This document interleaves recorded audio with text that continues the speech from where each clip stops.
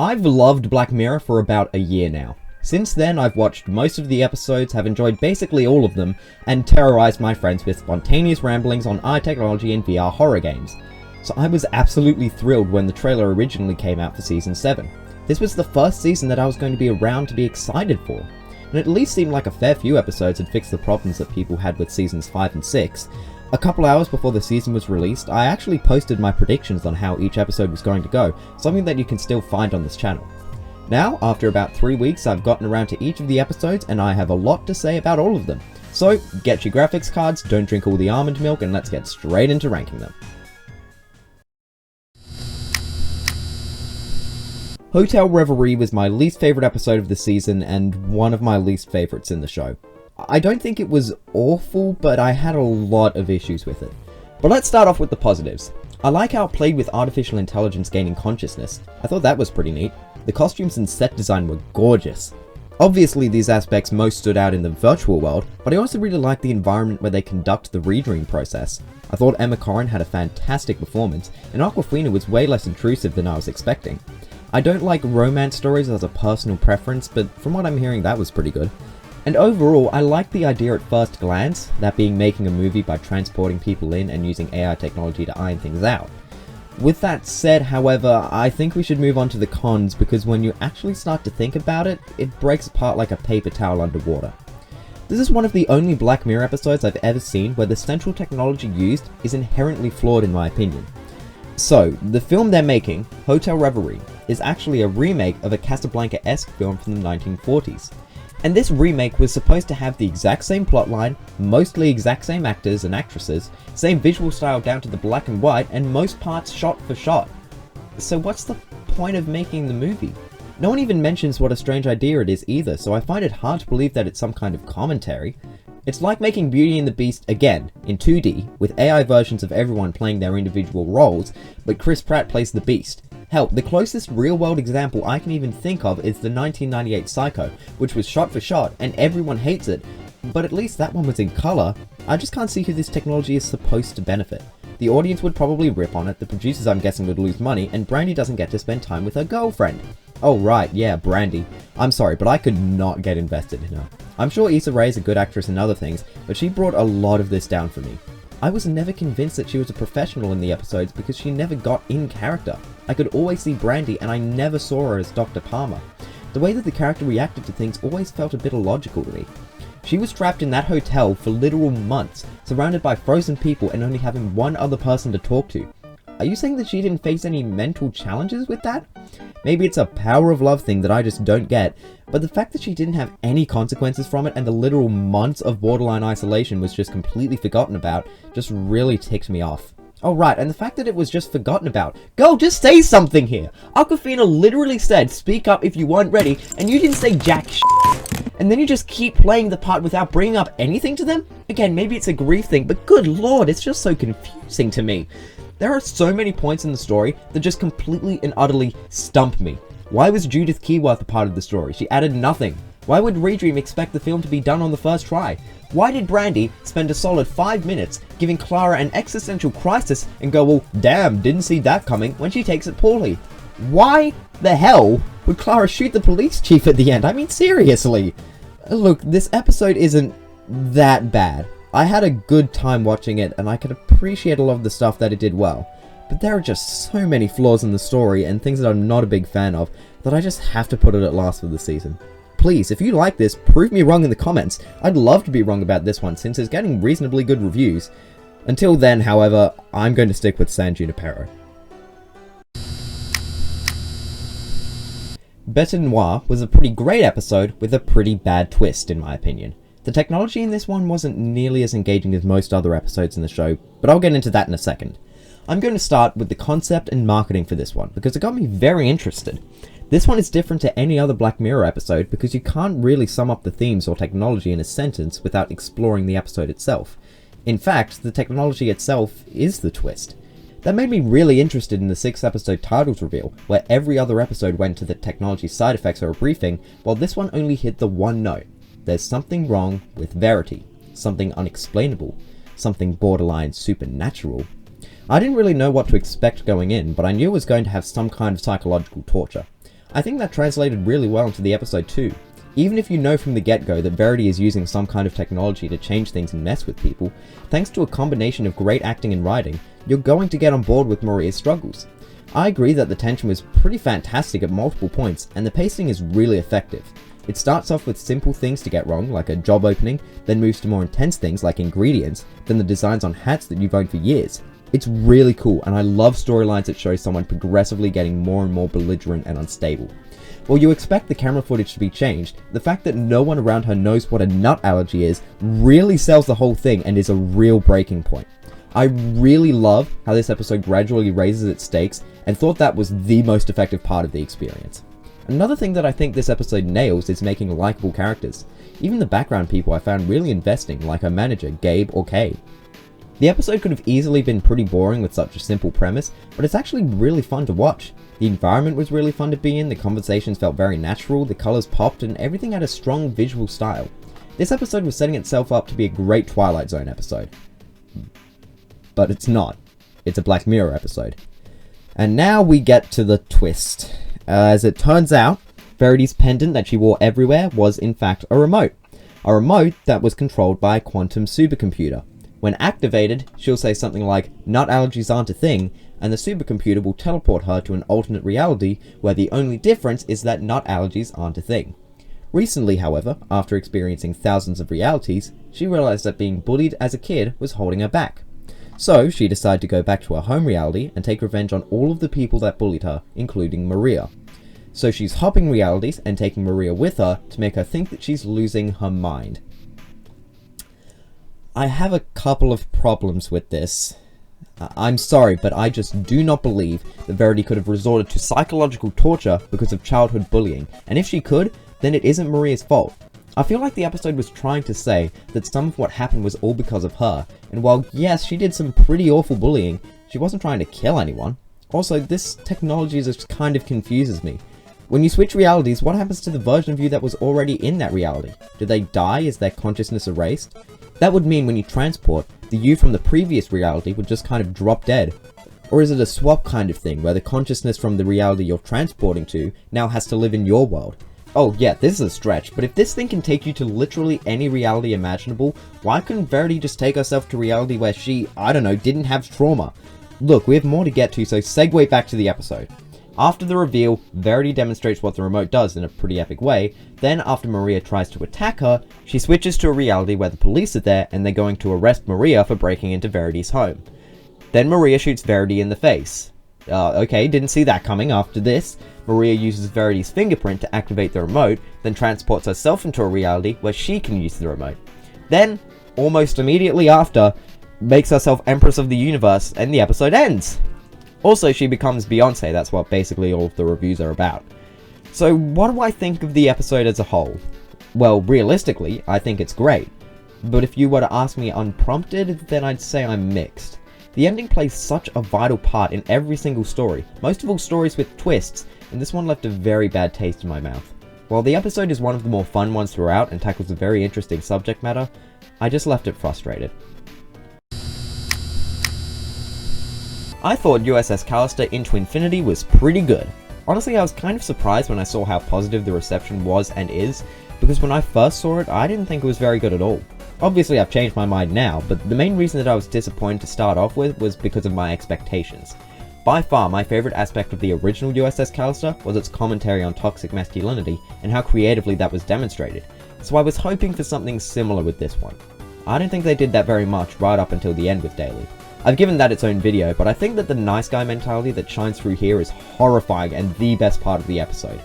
But back to managing my expectations, I reckon that I would have liked this a lot more if I had have gone in expecting a fun, sci-fi, mind-bending romp, because that's what it is and it's great at that.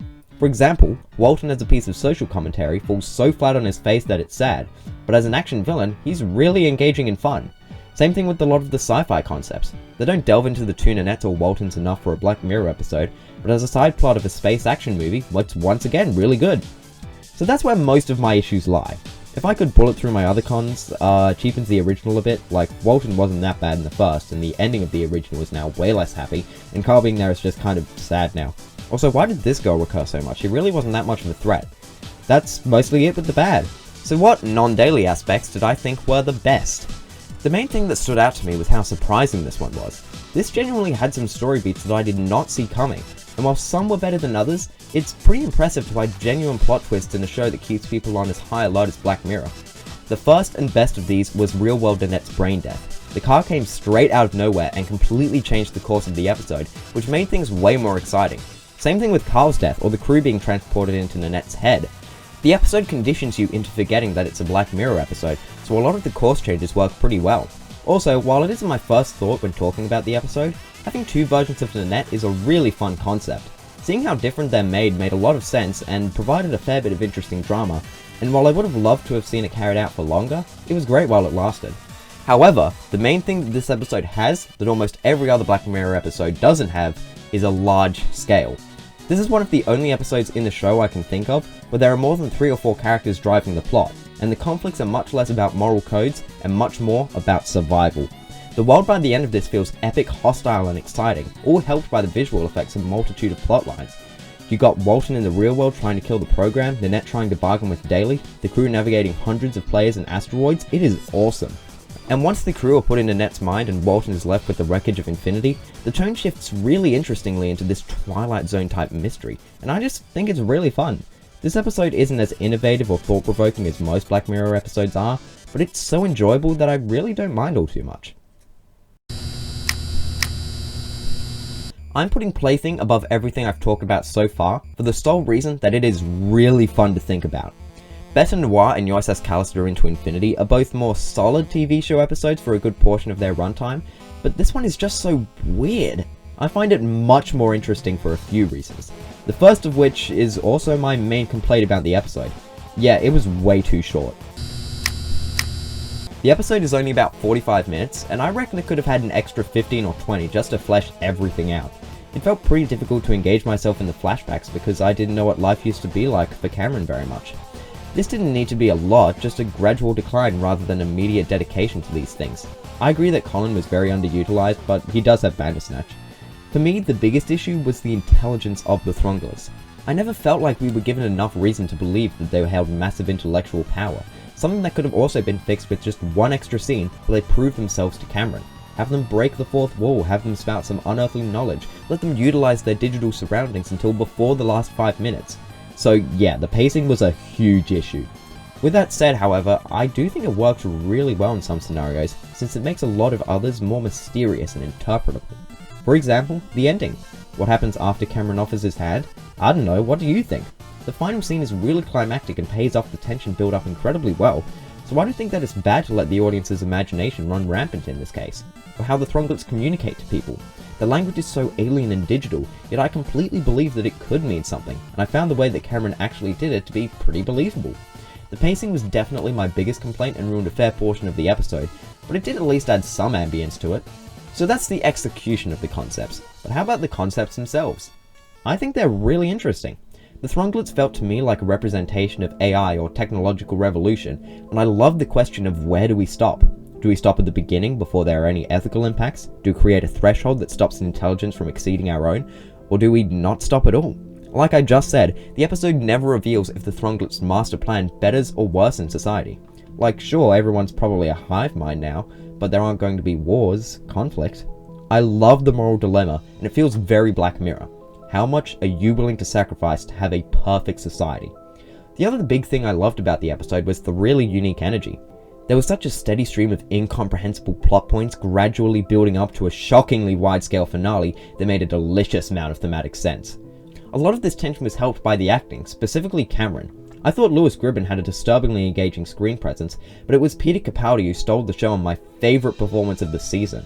He had such an unsettling and foreboding vibe to the episode, and he transfixed me, especially as the end grew nearer.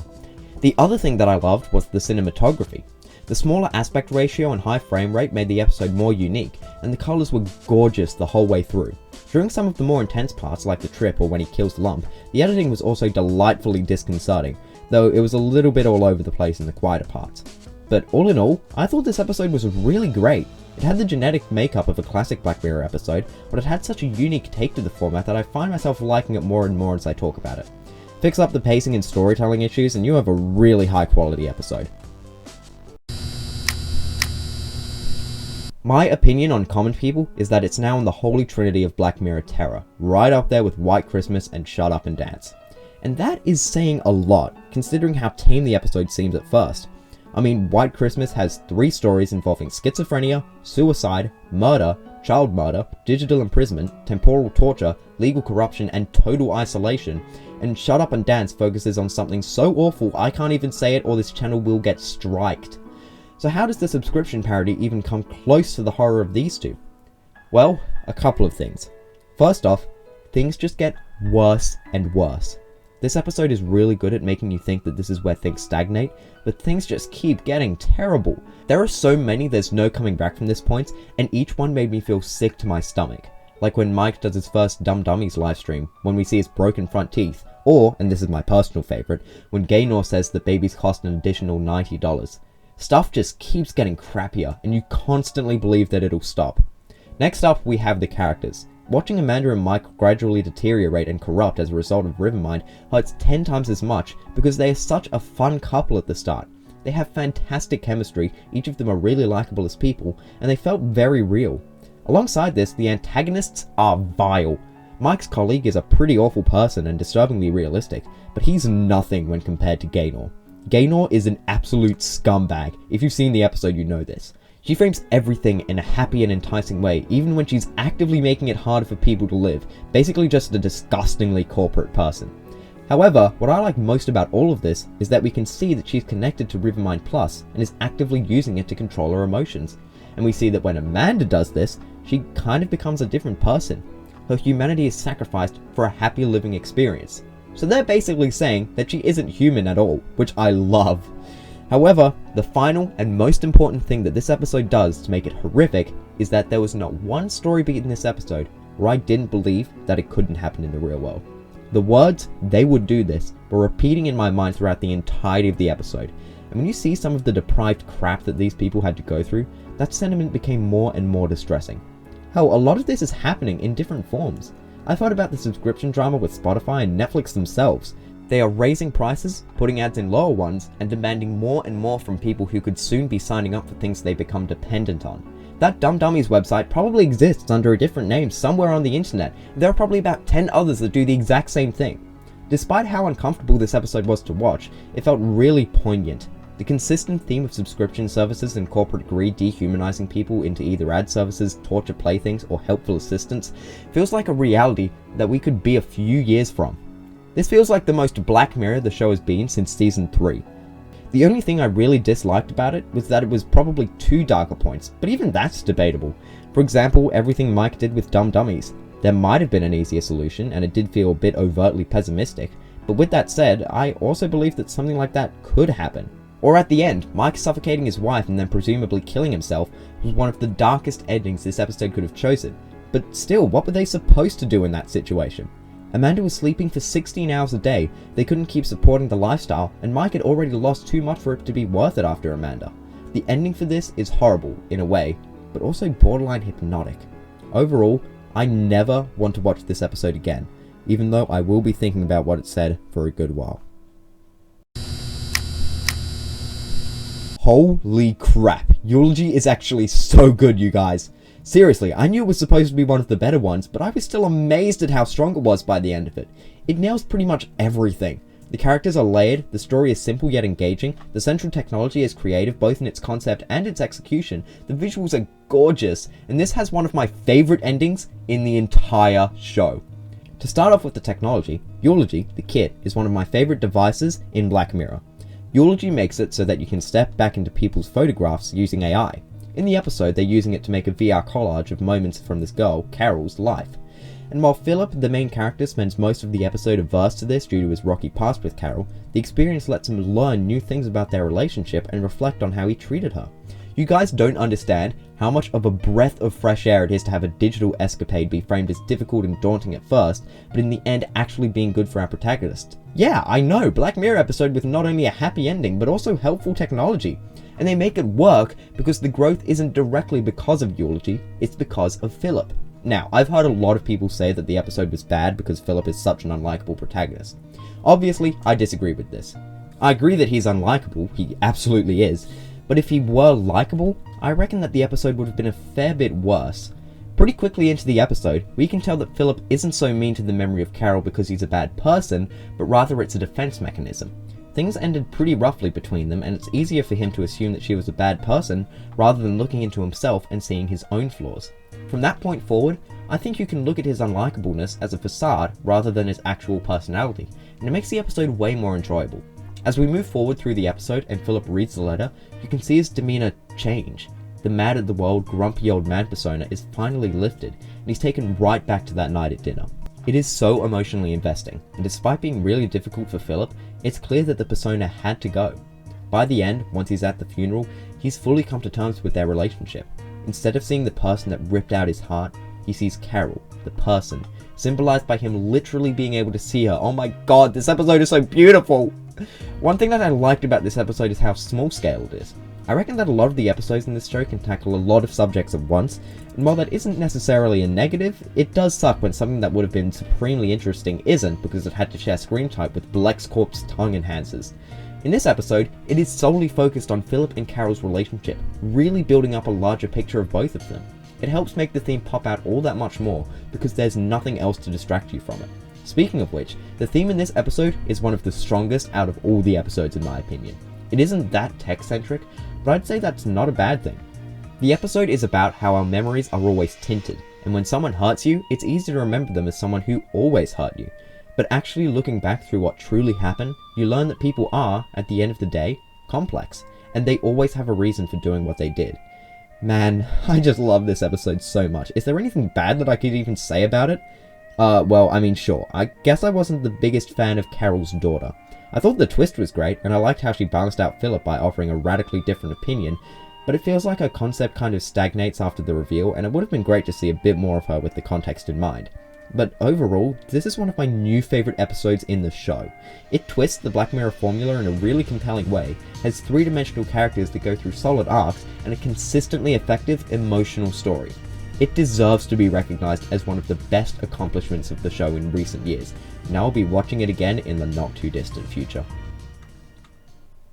So, there you go! Season 7 ranked. One last thing I wanted to get into before I conclude the video is what I thought of the season as a whole, and in that case, I reckon it was pretty good.